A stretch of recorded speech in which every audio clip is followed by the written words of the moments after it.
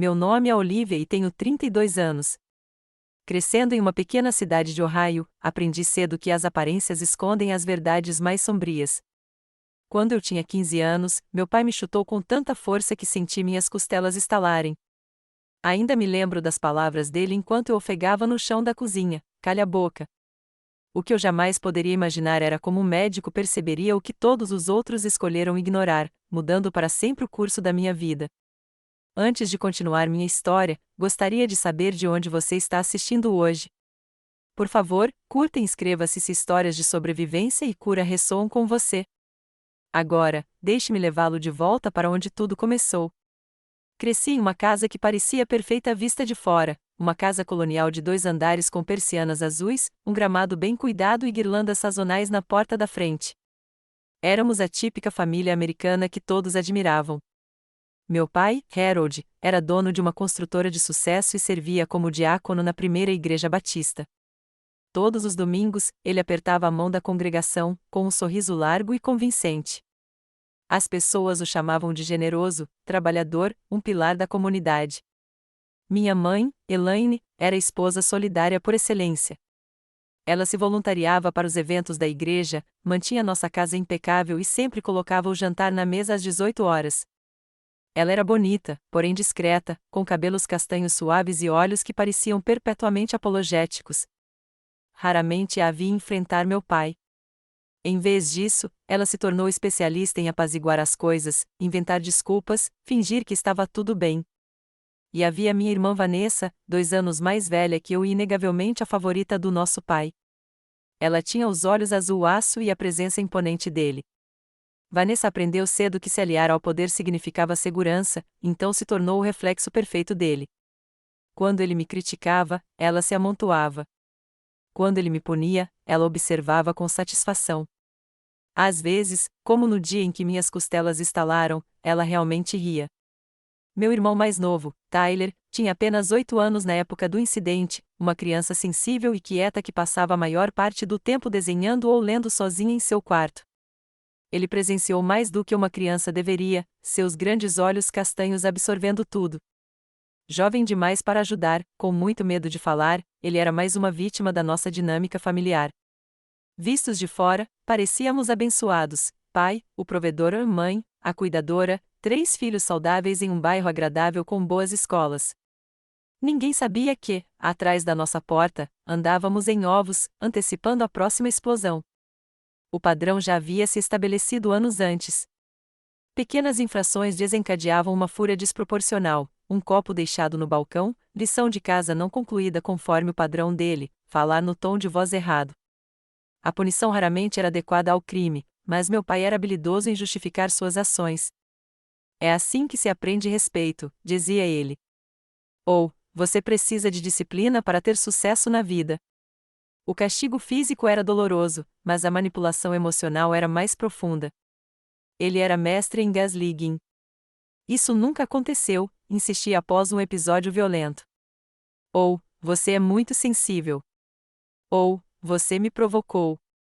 Depois de um tempo, comecei a questionar minha própria realidade, me perguntando se talvez eu realmente merecesse o que aconteceu comigo. Nossa família operava sob um código rígido de silêncio. Os negócios da família ficam dentro destas paredes, meu pai nos lembrava. Minha mãe reforçava essa mensagem de maneira mais gentil, mas igualmente firme. As pessoas não entenderiam nossa dinâmica familiar, dizia ela. Podem tirar você de nós. A escola se tornou meu santuário, embora manter a fachada de normalidade me esgotasse. Eu era uma boa aluna, mas quieta, com medo de chamar atenção. A energia necessária para esconder hematomas, inventar histórias sobre ferimentos, fingir que minha vida em casa era normal, deixava pouco espaço para as preocupações típicas de adolescentes. Eu tinha uma amiga, Zoe, que enxergava através das falhas no meu desempenho. Com cabelos cacheados e rebeldes e um espírito rebelde, ela era tudo o que eu não era: franca, confiante, destemida. Ela me lançava olhares interrogativos quando eu me encolhia ao sentar ou quando me trocava para a aula de educação física, de frente para o canto. Pode me dizer qualquer coisa, dizia ela. Mas as palavras ficaram presas dentro de mim. O que ela poderia fazer, afinal? O que qualquer um poderia fazer? Aos 15 anos, meu corpo havia se tornado um mapa de cura e de novas lesões. Eu havia desenvolvido uma alta tolerância à dor e uma capacidade de me dissociar quando necessário. Mas os problemas físicos estavam piorando: dores inexplicáveis no abdômen, dificuldade para respirar após certos castigos, hematomas que pareciam levar mais tempo para cicatrizar. Tornei-me especialista em esconder sintomas, mas não conseguia esconder de mim mesma que algo estava seriamente errado. O incidente que finalmente trouxe tudo à tona começou, como muitos outros, com um simples erro e uma reação desproporcional. Mas desta vez seria diferente. Desta vez, alguém veria através da fachada cuidadosamente construída da nossa vida familiar. Desta vez, eu encontraria minha voz. Aconteceu numa terça-feira à noite, em outubro. O ar lá fora estava frio, mas dentro de casa, a tensão fervilhava, como sempre. Eu estava lavando a louça depois do jantar, com as mãos escorregadias de água e sabão. Meu pai estava sentado à mesa da cozinha, revisando as contas, e sua presença tornava meus movimentos rígidos e cautelosos. O prato escorregou das minhas mãos antes que eu pudesse pegá-lo.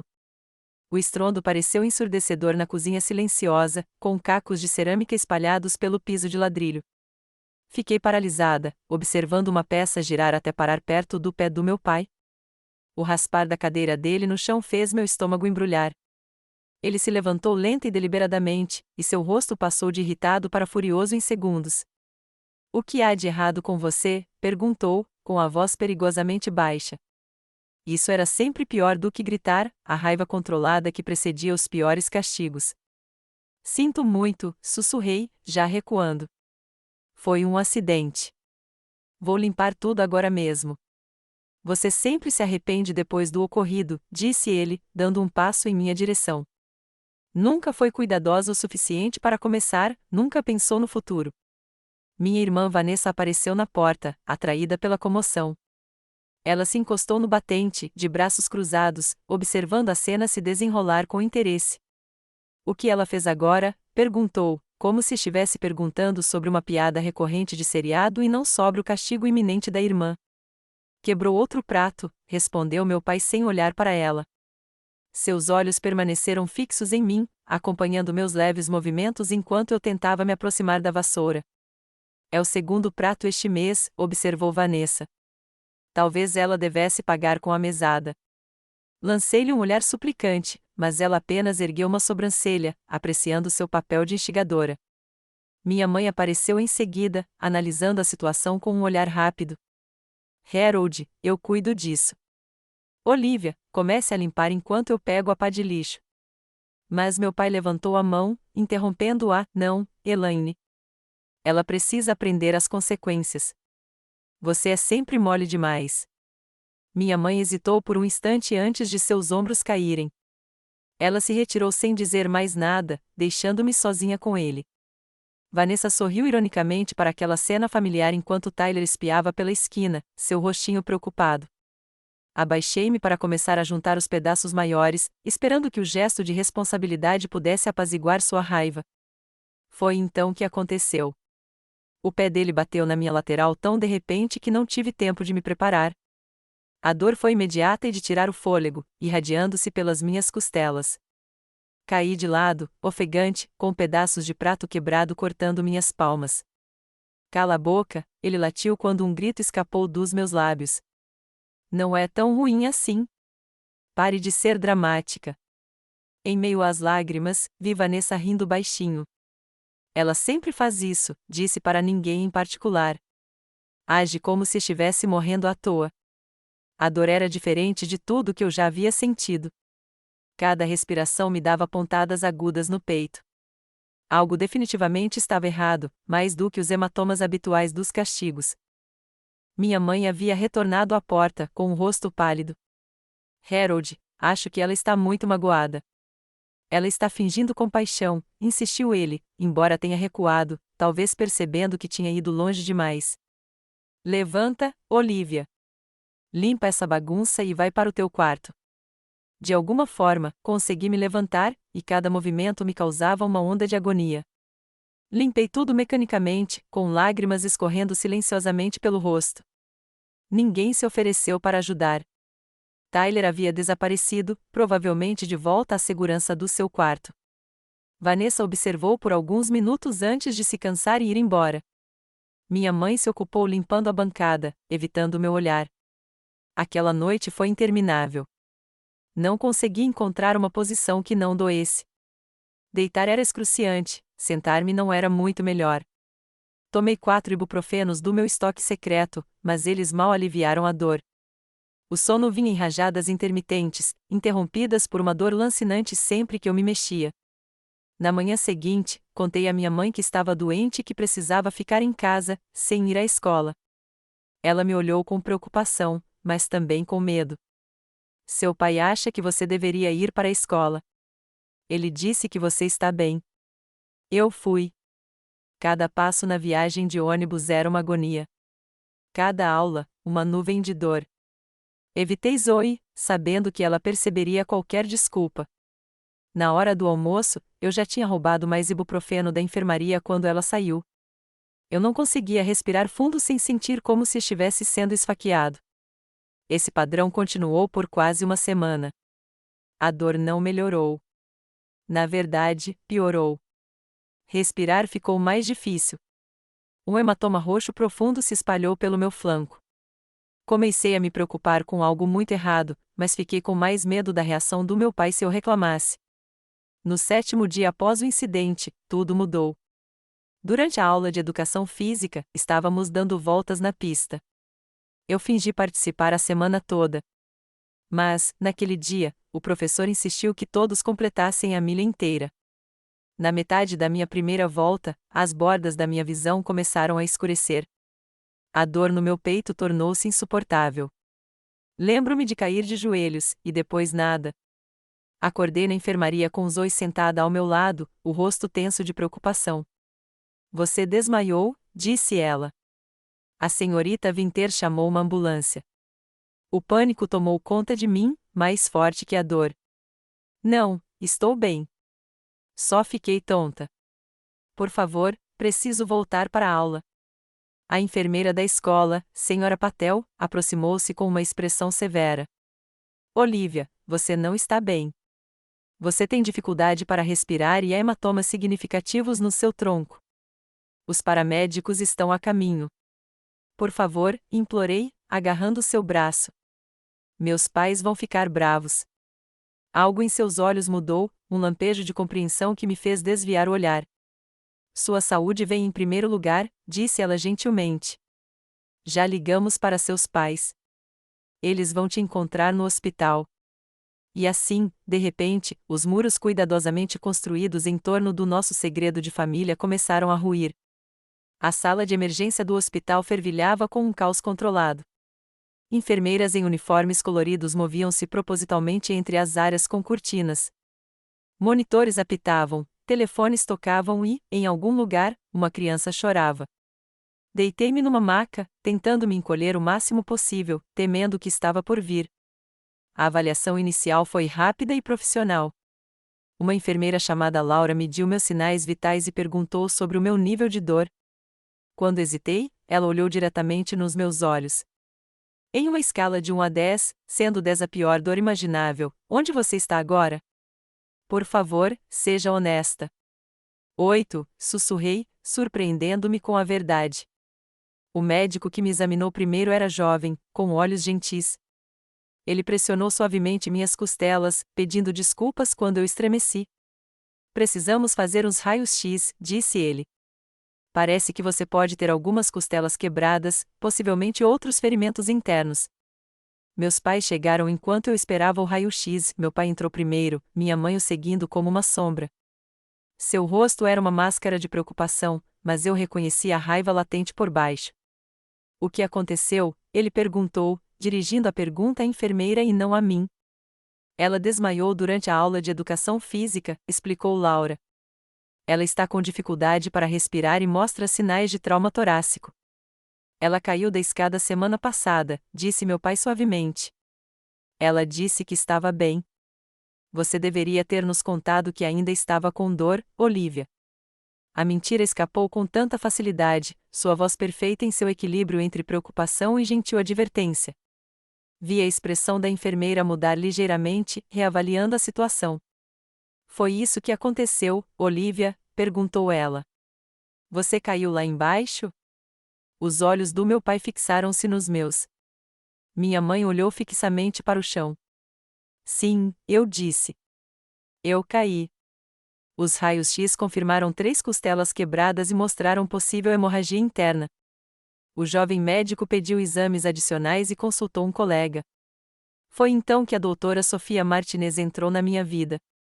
Ela não era fisicamente imponente, altura média, cabelo curto e escuro e óculos retangulares, mas se portava com uma autoridade silenciosa que inspirava respeito. Ela revisava meus prontuários cuidadosamente antes de falar com meus pais. Senhor e senhora Miller, eu sou o Dr. Martinez, o médico responsável. Olivia tem 3 costelas fraturadas e alguns hematomas internos preocupantes. Precisamos monitorá-la de perto e fazer mais alguns exames. Meu pai usou seu charme de líder comunitário. Obrigado, doutor. Agradecemos sua atenção. Quando acha que podemos levá-la para casa? Minha esposa pode cuidar dela. O Dr. Martinez não retribuiu o sorriso. Isso depende dos resultados dos exames e de como ela responder ao tratamento. Fraturas de costelas na adolescência são, na verdade, bastante incomuns. A caixa torácica infantil é muito flexível em comparação com a dos adultos. É preciso muita força para quebrar costelas em alguém da idade da Olivia. Um lampejo de inquietação cruzou o rosto do meu pai. Como expliquei à enfermeira, ela caiu da escada e bateu no corrimão na descida. O Dr. Martinez anotou no meu prontuário. Entendo. E quando foi essa queda? Cerca de uma semana atrás, minha mãe respondeu baixinho. E você não procurou atendimento médico naquela época? Meu pai apertou levemente o maxilar. Ela disse que estava bem. Criança sempre tem caroços e hematomas. Não tínhamos ideia de que era tão sério. A doutora Martinez assentiu, com um rosto neutro. Gostaria de falar com a Olivia a sós por alguns minutos, se não se importar. Procedimento padrão com pacientes adolescentes. Prefiro ficar, disse meu pai imediatamente. Política do hospital, respondeu a doutora Martinez com firmeza.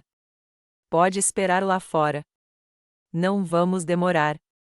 Depois de um momento tenso, meus pais saíram da sala. A doutora Martinez puxou um banquinho e sentou-se na altura dos meus olhos. Ela não disse nada imediatamente, apenas estudou meu rosto com olhos compassivos. Olivia, disse ela finalmente, com a voz gentil, mas direta, quero que você saiba que está segura aqui. Nada que você me disser sairá desta sala, a menos que seja necessário para sua proteção. Alguém te machucou? A pergunta pairava no ar entre nós.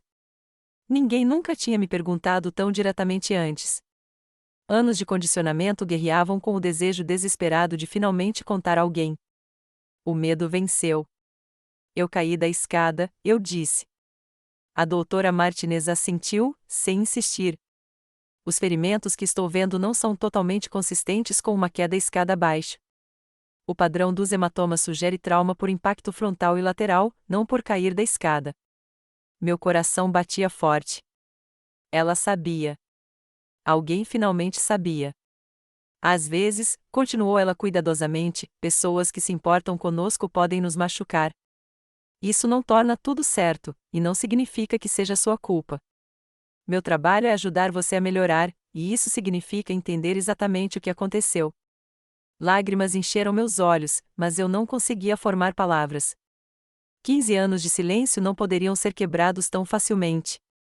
Vou pedir uma tomografia de corpo inteiro, disse ela, aparentemente mudando de tática. Precisamos verificar se há outros ferimentos. A tomografia revelou que anos de segredos haviam acumulado, evidências de múltiplas fraturas cicatrizadas em vários estágios, hematomas antigos sobrepostos a novos, um roteiro de abuso contínuo que não podia mais ser negado ou explicado. O Dr. Martinez revisou os resultados com um radiologista e saiu para falar com meus pais. Não consegui ouvir o que foi dito, mas vi o rosto do meu pai através da janela da porta. Sua expressão mudou de irritada para furiosa e, em segundos, para artificialmente composta quando eles retornaram. O Dr. Martinez estava acompanhado por um segurança do hospital que se posicionou silenciosamente perto da porta. Gostaríamos de internar Olivia durante a noite para observação, disse ela. Os hematomas internos me preocupam e precisamos monitorar a respiração dela. Isso não será necessário, respondeu meu pai friamente. Vamos levá-la para casa agora. Assinarei os formulários de liberação que vocês precisarem. A doutora Martinez balançou a cabeça. Não posso recomendar isso, Sr. Miller. E há outro assunto que precisamos discutir. Os exames mostram evidências de múltiplas lesões anteriores em vários estágios de cicatrização. Como denunciante obrigatória, sou legalmente obrigada a denunciar suspeitas de abuso aos serviços de proteção à criança. E com essas palavras, a frágil estrutura de mentiras que protegera nosso segredo de família por anos começou a ruir completamente. O rosto do meu pai perdeu a cor antes de ficar vermelho de raiva.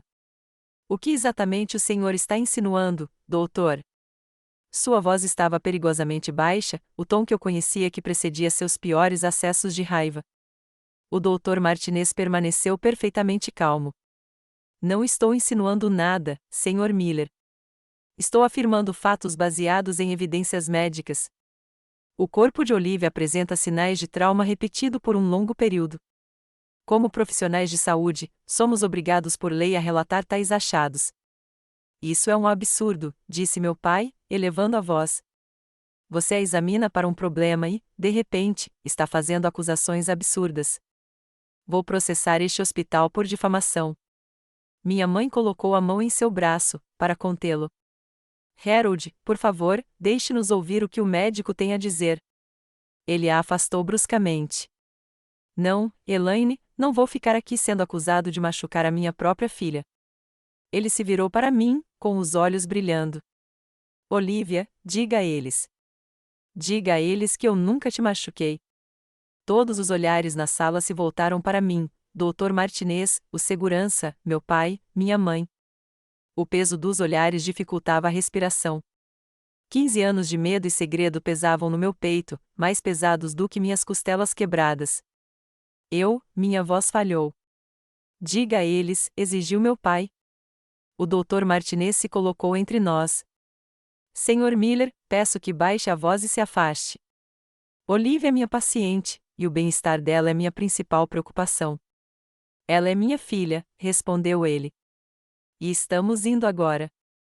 Pegue suas coisas, Olivia. Eu não me mexi. Não conseguia me mexer. Receio que isso não seja possível, disse o Dr. Martinez. Já entramos em contato com o Conselho Tutelar, e eles emitirão uma ordem de restrição temporária. Olivia precisa permanecer no hospital até que a investigação seja concluída. Meu pai avançou em direção à médica, parando quase a tocando quando o segurança se adiantou. Você não tem esse direito. Não pode me impedir de ter meu filho.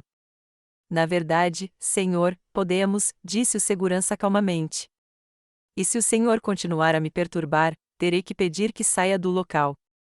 O que se seguiu foi o caos, meu pai gritando ameaças sobre advogados e processos, minha mãe chorando baixinho num canto, mais seguranças chegando, um administrador do hospital tentando apaziguar a situação. Durante todo esse tempo, o Dr. Martinez permaneceu ao meu lado, uma presença constante na tempestade. Quando meu pai finalmente saiu furioso, arrastando minha mãe relutante consigo, a sala mergulhou num silêncio abençoado. Você se saiu bem, disse-me o Dr. Martinez, embora eu não tivesse feito nada além de ficar ali, paralisada e aterrorizada. Eu sei que isso é avassalador, mas você não está mais sozinha. Em poucas horas, uma assistente social chamada Diana chegou. Com perguntas gentis, mas incisivas, ela começou o processo de desvendar nossos segredos de família. Eu me vi respondendo com sinceridade, as palavras jorrando depois de ficar represada por tanto tempo. Sim, meu pai tinha me chutado. Sim, acontecia com frequência. Sim, havia outros tipos de punição. Não, minha mãe nunca o impediu. Sim, minha irmã às vezes participava. Sim, eu tinha medo de voltar para casa. Diana tirou fotos dos meus ferimentos, atuais e em processo de cura. Ela fez anotações e perguntou sobre incidentes específicos. A cada revelação, eu me sentia mais leve e mais aterrorizada. O que aconteceria agora?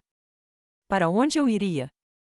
O que meu pai faria quando descobrisse o que eu havia contado a eles? A polícia chegou em seguida, 2 detetives que fizeram muitas das mesmas perguntas, mas de maneiras diferentes. Eles foram gentis, mas profissionais, explicando que precisavam interrogar meus irmãos e meus pais também. O que vai acontecer com meu irmão? Perguntei, subitamente em pânico ao pensar em Tyler sozinho com a fúria do meu pai. Ele só tem 8 anos. Ele não fez nada. Vamos garantir que ele esteja seguro, garantiu-me a detetive. Seus irmãos serão interrogados separadamente, e serão tomadas as devidas providências para a segurança de todos.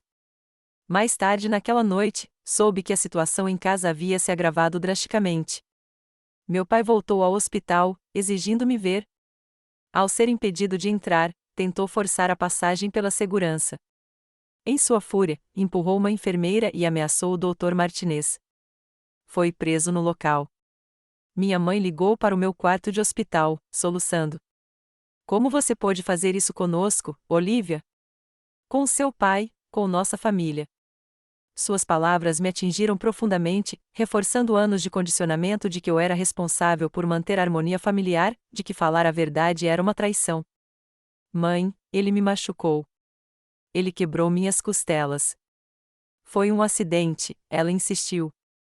Você o provocou. Você sempre o irrita. Reconheci o roteiro que ela recitara tantas vezes. Mas agora soava vazio.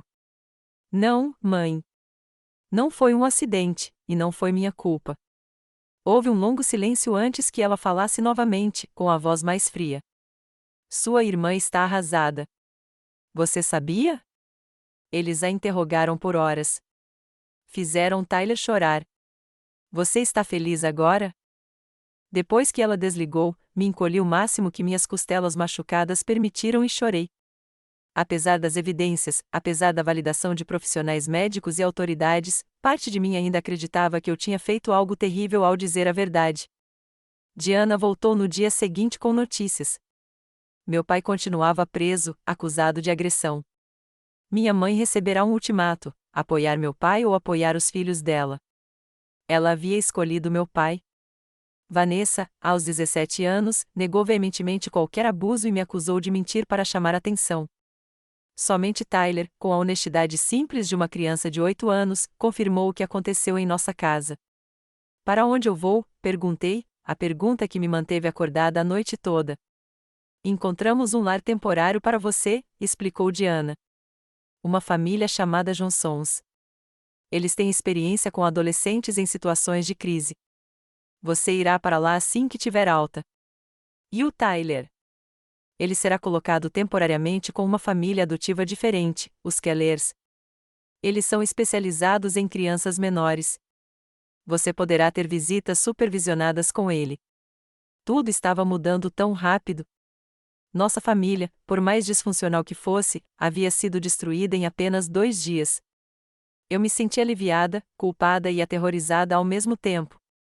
O familiar, mesmo que doloroso, estava sendo substituído pelo desconhecido. Enquanto a doutora Martinez assinava meus papéis de alta no dia seguinte, ela apertou minha mão. Lembre-se, Olivia, o que aconteceu não foi sua culpa. Falar a verdade foi corajoso, não desleal. Sei que não parece agora, mas as coisas vão melhorar. Eu queria desesperadamente acreditar nela. A família Johnson morava em uma modesta casa estilo rancho, com um quintal cercado e um Golden Retriever chamado Buddy. Minha mãe adotiva, Grace, era professora de jardim de infância, tinha olhos gentis e uma atitude prática. Seu marido, Frank, trabalhava em casa como contador. Eles tinham 2 filhos adultos que já tinham ido para a faculdade e cuidavam de adolescentes há quase uma década. Seu quarto é na segunda porta à direita, Grace me disse enquanto me mostrava o lugar. O banheiro fica do outro lado do corredor. Não temos muitas regras aqui, mas as que temos importam: honestidade, respeito e comunicação. O resto a gente vai descobrindo no caminho. O quarto era simples, mas confortável: uma cama de solteiro com um edredom azul, uma escrivaninha de madeira sob a janela, estantes vazias esperando para serem preenchidas. Nada parecido com o meu quarto com papel de parede floral em casa, mas de alguma forma menos opressivo em sua simplicidade. Deixe-o do seu jeito, disse Grace. Podemos comprar posteres ou o que você quiser para decorar. Na primeira noite, mal dormi. Cada som me deixava tensa. Será que Frank também ficaria mal-humorado? Será que Grace se cansaria da minha presença? A incerteza era quase pior do que o medo familiar com o qual eu convivia havia anos. A recuperação física foi lenta. Minhas costelas doíam a cada respiração, a cada movimento. Consultas quinzenais com a doutora Martinez confirmavam que eu estava me recuperando bem, mas ela se preocupava com a minha perda de peso e as olheiras. Você está dormindo? Perguntou ela durante uma das consultas. Na verdade, não, admiti. Pesadelos. Assenti. E só de pensar em tudo.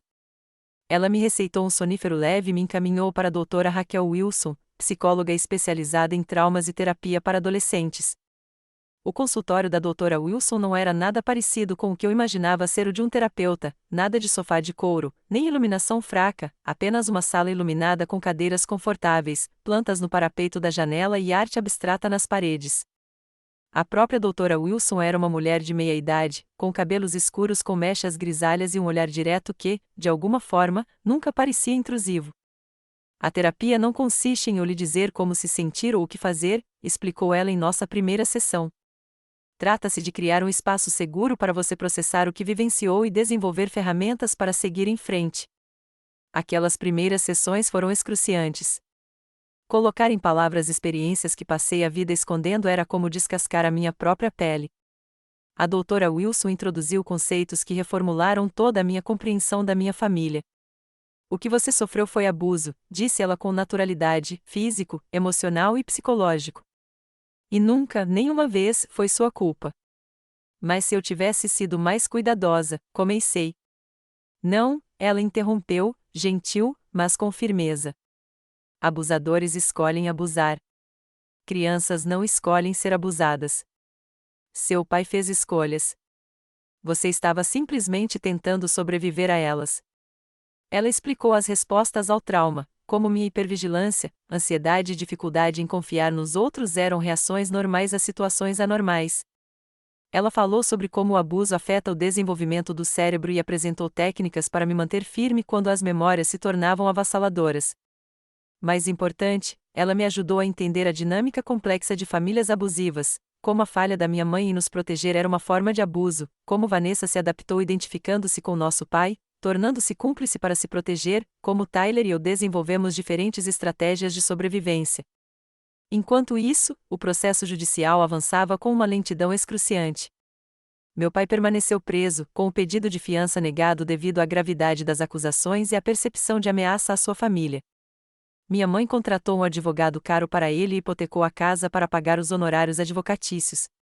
Audiências preliminares foram agendadas e, em seguida, remarcadas. Prestei depoimentos formais, primeiro à polícia e depois aos promotores. Cada vez que precisava relatar incidentes específicos, sentia-me fisicamente mal. Mas Diana me garantiu que meu depoimento era crucial. Seus registros médicos são uma evidência forte, explicou ela. Mas seu relato em primeira mão também importa. A doutora Martinez testemunhou sobre as evidências médicas, um depoimento particularmente contundente, dada sua expertise e credibilidade. Outras testemunhas surgiram à medida que o caso avançava. Nossa vizinha admitiu que ouvia gritos e choro vindos de nossa casa há anos, mas não queria se envolver. Minha professora da quarta série revelou que havia denunciado a suspeita de abuso à diretora, mas nenhuma providência foi tomada. A mãe de Zoe confessou que sempre sentiu que algo estava errado, mas respeitava as afirmações da minha mãe de que estava tudo bem. A escola apresentou seus próprios desafios. Voltei 2 semanas após minha hospitalização, fisicamente melhor, mas emocionalmente abalado. Os boatos se espalharam, é claro. Em uma cidade pequena, a prisão de um empresário proeminente por abuso infantil era notícia de primeira hora. Alguns alunos olhavam fixamente, outros sussurravam por trás das mãos. Alguns professores bem-intencionados estavam desajeitadamente solícitos, enquanto outros pareciam fingir que nada havia mudado. O orientador escolar criou uma palavra de segurança que eu poderia usar se precisasse sair da aula sem explicação. Zoe era minha âncora. Ela caminhava comigo entre as aulas, encarando qualquer um que me encarasse por muito tempo. Ela me trazia lição de casa quando eu faltava dias para audiências judiciais ou terapia. Ela nunca insistia em detalhes, mas ouvia quando eu precisava conversar. Eu sempre soube que algo estava errado, ela me disse uma vez. Eu simplesmente não sabia o que fazer a respeito. Você era a única coisa normal na minha vida, eu disse. Isso ajudou mais do que você imagina. Lenta e dolorosamente, comecei a me adaptar à minha nova realidade. Os Johnsons eram consistentes e pacientes. Quando me encolhi ao ouvir a mão levantada de Frank, que tentava alcançar uma prateleira alta, ele fingiu não notar, mas teve o cuidado de se mover mais lentamente ao meu redor depois. Quando eu me desculpava obsessivamente por pequenos erros, Grace gentilmente me lembrava que acidentes acontecem em todas as casas, sem consequências. Minha primeira visita supervisionada com Tyler partiu meu coração. Ele correu até mim, envolvendo minha cintura com seus bracinhos com um carinho que nenhuma criança de 8 anos deveria demonstrar. Você ainda está machucada? Perguntou ele, com um olhar sério. Melhorando a cada dia, assegurei. Como você está? Os Keller são legais? Ele assentiu. Eles têm um PlayStation, e a Sra. Keller faz panquecas de chocolate aos sábados. Então, a voz baixando para um sussurro, o papai ainda está preso? Sim, eu disse. Ótimo, ele respondeu. A ferocidade em sua voz jovem me assustou. Ele era mal com você e às vezes comigo também. Eu sei, amigo. Sinto muito não ter conseguido impedi-lo. Ele me olhou com olhos anciões, encarando seu rosto de criança. Não era seu trabalho impedi-lo. É o que a Sra. Harper diz. Descobri que a Sra. Harper era sua terapeuta. A Sra. Harper tem razão, eu disse, com a garganta apertada pelas lágrimas não derramadas. Essas visitas se tornaram os momentos mais brilhantes das minhas semanas. Tyler estava se adaptando ao lar adotivo com a resiliência da juventude. Ele falava abertamente sobre o comportamento do nosso pai de uma forma que eu nunca conseguiria na idade dele. Seu terapeuta usava brincadeiras e arte para ajudá-lo a processar suas experiências, e ele me mostrou com orgulho desenhos que expressavam seus sentimentos. À medida que as semanas se transformavam em meses, pequenas mudanças positivas se acumulavam. Recuperei algum peso. As olheiras desapareceram. Tive menos pesadelos, embora eles nunca tenham desaparecido completamente. Fiz uma amiga tímida na minha parceira de laboratório de biologia, uma garota quieta chamada Lily, que nunca fazia perguntas intrusivas. Mais significativamente, comecei a encontrar minha voz. Na terapia, passei de relatos hesitantes e cheios de vergonha para afirmações mais confiantes sobre minhas experiências e sentimentos. Nos processos judiciais, aprendi a falar clara e diretamente, mesmo quando o advogado do meu pai tentava minimizar ou reformular os acontecimentos. E um dia, no meu quarto mês com os Johnsons, percebi que tinha passado 24 horas sem medo, apenas um dia, em que o nó no meu estômago se desfez, em que ri sem me sentir imediatamente tensa por punição, em que me movi pelo mundo como se tivesse o direito de existir nele. Foi uma pequena vitória, mas foi enorme. Isso, disse-me o Dr. Wilson quando compartilhei isso na terapia, é como a cura se parece. Não uma linha reta, nem uma transformação da noite para o dia, mas momentos de liberdade que gradualmente se tornam mais longos e frequentes. Eu me apeguei a esse pensamento nos dias mais difíceis, quando as memórias me emboscavam ou quando novos desdobramentos do caso reabriam velhas feridas. A cura não era linear, mas era possível. E, pela primeira vez na minha vida, comecei a acreditar que merecia. A resolução legal veio 16 meses após minha hospitalização. Naquela época, eu já tinha completado 17 anos e vivido um ciclo completo de temporadas com os Johnsons. Meu pai, diante de evidências contundentes e múltiplas acusações, aceitou um acordo judicial, 8 anos de prisão sem possibilidade de liberdade condicional antecipada, seguidos de 5 anos de liberdade condicional e ordens de restrição permanentes para Tyler e eu.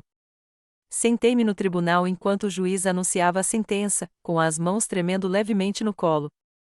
O homem à mesa do réu parecia menor, de alguma forma diminuído em seu macacão laranja. Ele não olhou para mim uma única vez durante o processo. Minha mãe sentou-se logo atrás dele, ainda o apoiando apesar de tudo. Ela só entrou com o pedido de divórcio quando seu advogado deixou claro que continuar ao lado do meu pai lhe custaria a custódia de Tyler para sempre. Mesmo assim, Ela manteve a inocência dele para quem quisesse ouvir. Vanessa, agora com 18 anos e legalmente adulta, havia se mudado para nossa antiga casa com nossa mãe depois de terminar o ensino médio. Ela visitava nosso pai regularmente na prisão e testemunhou em seu nome, alegando que eu sempre fui dramática e ávida por atenção. Nosso relacionamento, que nunca foi bom, agora era inexistente. O juiz se dirigiu a mim diretamente antes de concluir: mocinha, a coragem que você demonstrou ao se apresentar não só a protegeu, mas também a outros. Este tribunal reconhece a dificuldade de testemunhar contra um pai ou uma mãe e elogia sua bravura. Do lado de fora do tribunal, Diana me abraçou. Como você está se sentindo? Não sei, respondi honestamente. Aliviada, triste, entorpecida. Reações normais, ela me assegurou. Este é um marco significativo, mas a recuperação continua além do tribunal. Ela tinha razão. A resolução legal forneceu uma estrutura para seguir em frente, mas não apagou o passado nem curou suas feridas instantaneamente. Com o caso concluído, novas decisões se aproximavam. As colocações temporárias em lares adotivos poderiam agora transitar para arranjos mais permanentes. Minha mãe, tecnicamente elegível para recuperar a guarda, precisaria concluir aulas de parentalidade e terapia, além de demonstrar sua capacidade de nos proteger do nosso pai, mesmo após sua eventual libertação. O que você quer, Olivia? Perguntou Diana durante uma reunião para discutir opções. Foi a primeira vez que alguém me fez essa pergunta sobre a minha situação de vida. Eu tinha passado tanto tempo sobrevivendo ao dia a dia que pensar no que eu queria parecia estranho. Quero ficar com os Johnsons, disse finalmente, pelo menos até me formar no ensino médio. E quero ver o Tyler regularmente. Tyler permaneceu com os Kellers, que haviam demonstrado interesse em se tornar sua família adotiva de longo prazo, com potencial para adoção. Aos 9 anos, agora com quase 10, ele prosperava em seu lar estruturado e acolhedor. Sua terapeuta relatou progresso significativo no processamento do trauma, embora ele ainda tivesse pesadelos e problemas de comportamento ocasionais na escola. Nossa mãe, diante da realidade de que nenhum dos filhos queria voltar para casa, finalmente iniciou sua própria jornada de acerto de contas. Por meio de terapia, exigida pelo tribunal, ela aos poucos reconheceu seu papel em permitir o abuso. Sua primeira consulta supervisionada comigo foi constrangedora e cheia de lágrimas. Eu falhei com você, ela admitiu. Eu deveria ter te protegido, e não o fiz. Por quê? Perguntei, a pergunta que me assombrava há anos. Por que você deixou isso acontecer? Ela olhou para as mãos entrelaçadas. Eu tinha medo dele, de ficar sozinha, de não conseguir sustentar vocês, crianças, sozinha. Eu dizia a mim mesma que não era tão ruim assim, que todas as famílias tinham problemas. Ela olhou para cima, com os olhos marejados. Eu estava errada. Tão errada. E eu sinto muito, Olivia. Sei que não é o suficiente, mas sinto muito mesmo. Não foi o suficiente, nem de longe, mas foi um começo. Com o tempo, nosso relacionamento se aproximou de algo parecido com uma cura, nunca o vínculo mãe-filha que deveria ter sido, mas uma conexão cautelosa construída com base na crescente responsabilidade dela e no meu perdão hesitante. Vanessa permaneceu à resistência da família, apegada à sua defesa do nosso pai e à sua negação do abuso. Quando nossa mãe finalmente começou a reconhecer a verdade, Vanessa se mudou, alugou um apartamento e cortou contato com todos, exceto com o nosso pai. Lamentei a irmã que nunca tive de verdade, o relacionamento que poderia ter sido possível em uma família diferente. A escola se tornou mais do que uma simples fuga. Com o apoio de alguns professores importantes, em especial do Sr. Peterson, meu professor de inglês, descobri a paixão pela escrita. Colocar minhas experiências no papel, primeiro em diários particulares e, posteriormente, em textos criativos cuidadosamente anonimizados, me ajudou a processar meu trauma de maneiras que complementavam minha terapia em andamento. Você tem uma voz poderosa, disse-me o Sr. Peterson após ler um ensaio pessoal que escrevi. Suas palavras podem ajudar outras pessoas que passaram por situações semelhantes. Esse comentário plantou uma semente que mais tarde floresceria na minha carreira. A ideia de que minha dor poderia ser transformada em algo que pudesse ajudar outras pessoas lhe deu propósito, tornou-a suportável de uma nova maneira. Com a formatura se aproximando, comecei a considerar opções de faculdade. Minhas notas, sempre boas, melhoraram à medida que minha situação familiar se estabilizava. O Sr. Peterson me incentivou a me candidatar a bolsas de estudo, e Grace me ajudou a lidar com os pedidos de auxílio financeiro. Você pode ficar conosco durante as férias da faculdade, Frank me disse com naturalidade. Esta é a sua casa pelo tempo que você precisar. A certeza casual de sua declaração me fez chorar. Após anos de aceitação condicional, o apoio direto dos Johnsons ainda me pegava de surpresa às vezes. O Dr. Wilson sugeriu que eu participasse de um grupo de apoio para sobreviventes de abuso familiar durante meu último ano. Inicialmente relutante, encontrei uma força inesperada nas experiências compartilhadas pelos membros do grupo, pessoas de diferentes idades e origens que entendiam, sem explicação, a hipervigilância, a insegurança, o luto complexo por uma família que me machucou. Recuperação não é sobre esquecer, disse Lila, uma mulher de 30 e poucos anos que escapou de um marido abusivo. É sobre lembrar sem ser controlada pelas memórias. Através do grupo, comecei a desenvolver uma nova compreensão da resiliência, não como uma armadura impenetrável, mas como a capacidade de ser ferida e ainda assim crescer, ainda amar, ainda ter esperança. Observei membros mais velhos que construíram relacionamentos saudáveis e carreiras de sucesso, apesar de seus passados, e seus exemplos me deram esperança para o meu próprio futuro. Durante meu último semestre do ensino médio, dei um passo hesitante que surpreendeu até a mim mesma. Falei em uma assembleia sobre reconhecer os sinais de abuso. Sem compartilhar detalhes específicos da minha experiência, descrevi os sinais de alerta, os recursos disponíveis e a importância de se manifestar tanto para si mesmo quanto para os outros. A resposta foi impressionante. Alunos que eu mal conhecia me procuraram depois, alguns compartilhando suas próprias experiências, outros perguntando como poderiam ajudar amigos com quem estavam preocupados. Vários professores confessaram que agora reconheciam sinais que não haviam percebido em outros alunos. A orientadora escolar relatou um aumento nos pedidos de ajuda nas semanas seguintes. Esse impacto inesperado levou a um convite para palestrar em outras escolas de distritos vizinhos. Com a ajuda de Diana na logística, desenvolvi uma apresentação apropriada para diferentes faixas etárias, do ensino fundamental ao ensino médio. Quando as cartas de aceitação das faculdades começaram a chegar naquela primavera, escolhi uma instituição com um programa de psicologia sólido, determinada a transformar minha experiência em uma carreira ajudando outros sobreviventes de traumas. A universidade ficava a apenas 2 horas da família Johnson, o que me permitia visitá-la regularmente e era próximo o suficiente para manter meu relacionamento com Tyler cada vez mais forte. À medida que a formatura do ensino médio se aproximava, refleti sobre a jornada de quase 2 anos desde que o Dr. Martinez me perguntou diretamente se alguém havia me machucado. O caminho não tinha sido nem reto nem fácil. Houve contratempos, dias em que o peso do passado foi esmagador. Mas também houve um crescimento que eu jamais poderia ter imaginado no silêncio assustador da minha casa de infância. Eu havia encontrado minha voz e, com ela, o início de um futuro que eu poderia escolher para mim. Hoje, aos 32 anos, encaro a minha vida com um sentimento de admiração que às vezes ainda me pega de surpresa. A jovem de 15 anos, aterrorizada e com costelas quebradas, jamais poderia imaginar a mulher que eu me tornaria, a vida que eu construiria a partir dos pedaços quebrados da minha infância. Depois de me formar em psicologia, concluí o doutorado em psicologia clínica, com especialização em recuperação de traumas para crianças e adolescentes. Agora, tenho meu próprio consultório, trabalhando com jovens vítimas de abuso, ajudando-os a encontrar o caminho da cura que eu antes tinha dificuldade em enxergar. A jornada até aqui não foi rápida nem fácil. A faculdade trouxe novos desafios, novos gatilhos, novas lições sobre confiança e limites. Namorar era particularmente difícil. A primeira vez que um namorado levantou a voz durante uma discussão, tive um ataque de pânico tão grave que precisei de intervenção médica.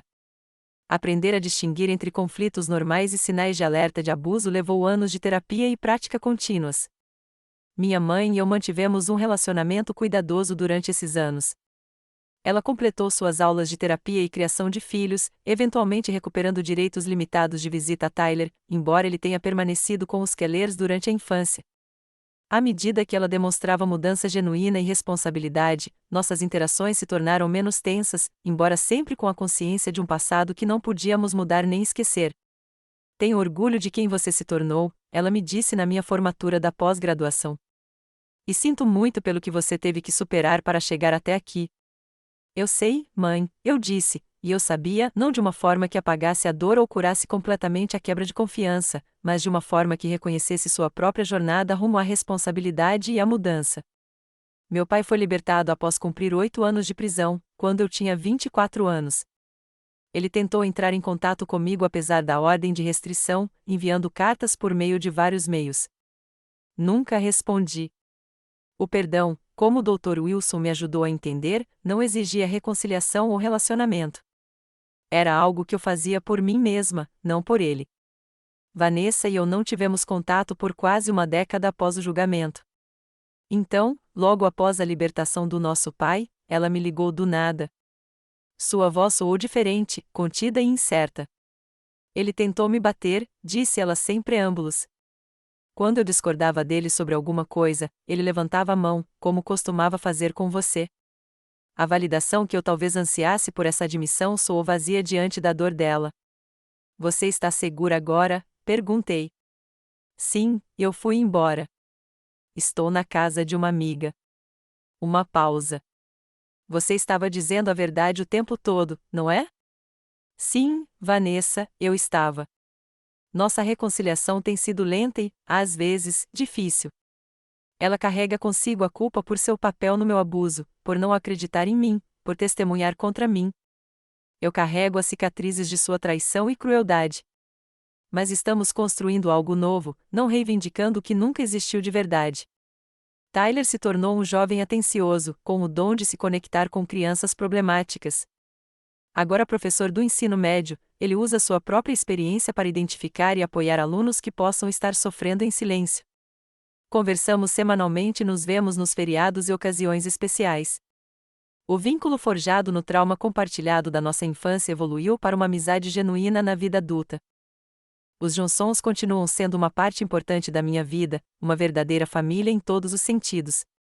Quando Frank faleceu, 3 anos atrás, fiquei ao lado de Grace no funeral, apoiando-a como ela me apoiou um dia. Ela ainda me chama de a sua menina e insiste em me enviar pacotes de cuidados, mesmo eu sendo uma profissional de sucesso que pode comprar meus próprios lanches e meias. A doutora Martinez e eu mantivemos contato ao longo dos anos. Eu a acompanhei durante os estágios da faculdade de medicina, e ela ocasionalmente encaminhava pacientes para o meu consultório. No mês passado, durante um café, finalmente lhe fiz uma pergunta que me perseguia há 17 anos. Como você soube naquele dia no hospital, quando todos acreditaram na história do meu pai sobre a escada? Como você viu a verdade? Ela refletiu cuidadosamente antes de responder. Não foi uma coisa só, mas várias pequenas inconsistências. O padrão dos ferimentos não correspondia a uma queda. O seu medo quando seu pai estava presente, a maneira como ele atendia você, ela fez uma pausa. Mas, principalmente, era o seu olhar. Eu já tinha visto isso em outras crianças, uma desesperança resignada que vem de acreditar que ninguém vai ajudar, que ninguém vai acreditar em você. Obrigada por acreditar em mim, eu disse simplesmente. Ela sorriu. Sou grata por você ter sido corajosa o suficiente para finalmente contar a verdade. Isso exige uma coragem imensa. Minha vida pessoal encontrou seu próprio caminho de cura. Depois de vários relacionamentos que fracassaram sob o peso do meu passado, conheci Noah, um terapeuta ocupacional pediátrico com uma força silenciosa e uma paciência infinita. Ele entendia quando eu precisava de espaço, reconhecia quando eu era desencadeada e nunca levava minhas reações traumáticas para o lado pessoal. Há 5 anos, nos casamos em uma pequena cerimônia com as pessoas que me ajudaram a reconstruir a vida ao nosso redor. Agora temos uma filha de 3 anos, Elisa Grace. Segurando-a no colo e observando-a crescer, às vezes me sinto impressionada com o contraste entre a infância segura dela e a minha. Ela não sabe nada sobre pisar em ovos, esconder hematomas ou silenciar a voz. Ela ri alto, comete erros sem medo e tem absoluta certeza de que é amada incondicionalmente. Tornar-se mãe trouxe novos desafios, novos gatilhos, novos medos. Será que eu repetiria padrões sem querer? Será que o legado do abuso seria transferido de alguma forma para mim, apesar das minhas melhores intenções? Essas preocupações me levaram de volta à terapia, onde aprendi que a consciência e a intenção são poderosas medidas preventivas contra a repetição de ciclos.